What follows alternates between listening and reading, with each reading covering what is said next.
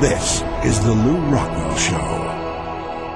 Well, so great to have Peter Schiff with us today. Peter is the president of Euro-Pacific Capital, much better known as the great spokesman on American television and really American public life for Austrian economics, especially during this crisis.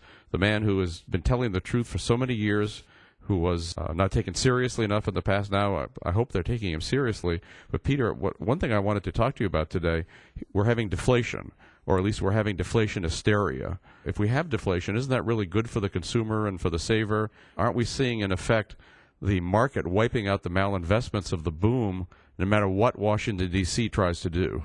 Sure. I mean, whenever you have an inflationary boom, it's going to be followed by a deflationary bust. But the problem is the governments don't like deflation. The government is the world's biggest debtor. Obviously, if money becomes more valuable, it makes its debts harder to repay.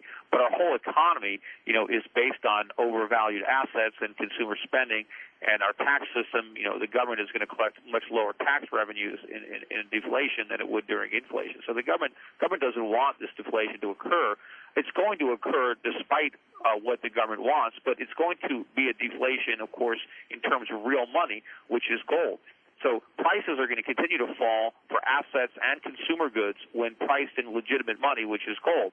But when assets are priced in the fiat currency that we use, dollars, the government is going to create so much money, and is creating so much money that it'll be hard to see the falling prices because they're actually going to be rising in terms of dollars. I think initially asset prices will continue to fall relative to goods prices. So you'll still see that. You'll see the price of a house or the value of a stock coming down more than a gallon of gas or a bushel of wheat, or certainly an ounce of gold. But at some point, it'll probably turn into runaway inflation, or even asset prices eventually stop falling in nominal terms and begin to rise. But I think when that happens, asset prices will fall even faster relative to goods prices or relative to the price of gold. But right now, are they pushing on a string? And the famous thing that was said about the 1930s in the Federal Reserve? I mean, aren't banks on the margin holding money in reserves and not lending it? And aren't businessmen on the margin not borrowing? Well, they can't lend it because the banks are losing money. I mean, the money that the government is creating and giving to banks, the banks are simply using that to repair their bad balance sheets. This money is necessary to keep them solvent. They can't make new loans because they don't have the capital. They've already lost so much money on the loans they made in the past. So how exactly does the government engineer the inflation? Unless and until there's a recovery, then of course all these loans are going to be made. Well, they're probably going to end up, instead of giving the money to the banks, they're probably going to try to have more ways to give the money directly to American citizens so that they can spend it.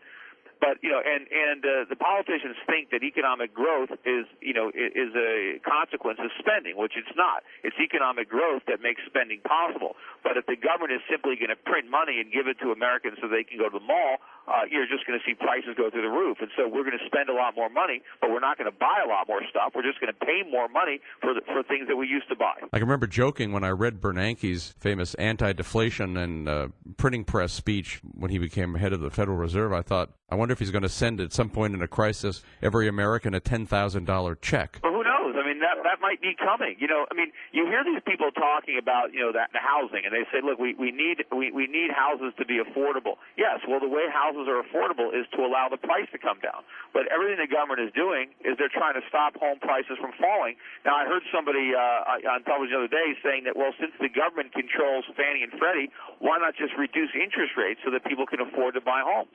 Well, why not just let the prices fall?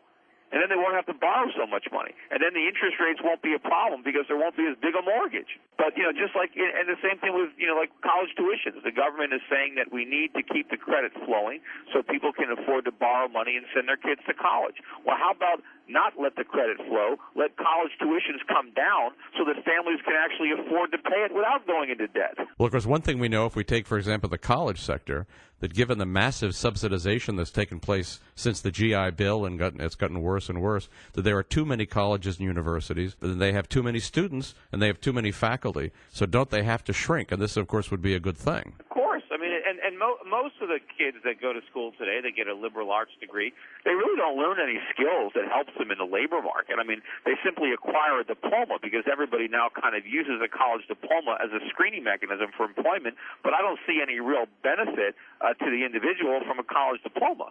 I mean, for certain industries, yeah, certain things that they could learn. But in most cases, I think people would be just as well prepared for the workforce if they just went out of high school and got a job. But, we don't need to have government. I mean, the reason that college is so expensive is because government subsidizes it. The same thing with education, with healthcare. Anytime the government subsidizes an industry, it gets very expensive. And the beneficiaries of the subsidy are not the people who have to pay, but it's the establishment that's providing the service. So it's the educational establishment, it's the healthcare industry. They benefit from all these cheap loans, not the people who are loaded up with debt in order to buy the products. Well, Peter, they're obviously getting frustrated. All these bailouts, the trillions of dollars of bailouts aren't doing what they hoped would do, and reignite inflation and make everything go up again and bring back what they see as the good old days. What's your prediction as to what they're going to try next? Well, look, the good old days were not good. People are still confusing the problems with the consequences. What is happening now? The collapse of our economy, the bankruptcy in the financials, the falling home prices, the stock market, people losing their jobs, Americans not spending. This is the consequence of the problem. The problem was that for years we borrowed money and spent it. We borrowed trillions of dollars from the rest of the world, and we blew the money on consumer goods. We confused consumption with economic growth. We confused asset price appreciation with legitimate wealth creation. So while our stocks and bonds were going up in price, we ignored the fact that our industrial base was disintegrating beneath our feet, that our infrastructure was being allowed to decay, that the whole time we thought we were getting wealthier, we were really getting poorer. And we were just spending ourselves into bankruptcy. And now that the bills are coming due and we can't pay the money back, this whole phony economy is toppling down around us. The whole service sector economy that we thought was so great was just a mirage. It only could exist so long as the world would subsidize it, so long as they would lend us money that we couldn't pay back. But that's coming to an end. And what the politicians don't understand is that they need to allow the market to work. They need to allow this service sector economy to crumble, and they need to allow asset prices to fall and people to lose their jobs and companies to go bankrupt, because we need to reallocate these resources in a more productive fashion. Land, labor, and capital need to be allocated so that we can start producing stuff again, and Americans have to start saving money, which means we need higher interest rates, not lower interest rates, which means we need this recession desperately. But in trying to fight it off, they're just going to create a much bigger problem. What they're going to end up doing is create a currency crisis. They're going to destroy the value of our money, and it's going to be much worse than the recession that we would have had if they stayed out of the way, which, of course, if the government would have stayed out of the way in 2001 and 2002 and allowed the malinvestments from the NASDAQ bubble, which they also inflated, to be corrected, we would have had a much deeper recession in 01, 02, but we would not be in nearly the trouble we're in today. And, Peter, aren't they just replaying the Hoover-Roosevelt playbook? Aren't they doing exactly what those guys did? Yeah, and not only are they replaying it, but they don't think they are. The conventional wisdom is that the reason we had a depression was because Hoover didn't interfere in the market, that he foolishly let capitalism work, and that's why we had a depression, and that Roosevelt rode to the rescue with big government programs, and he got us out of it.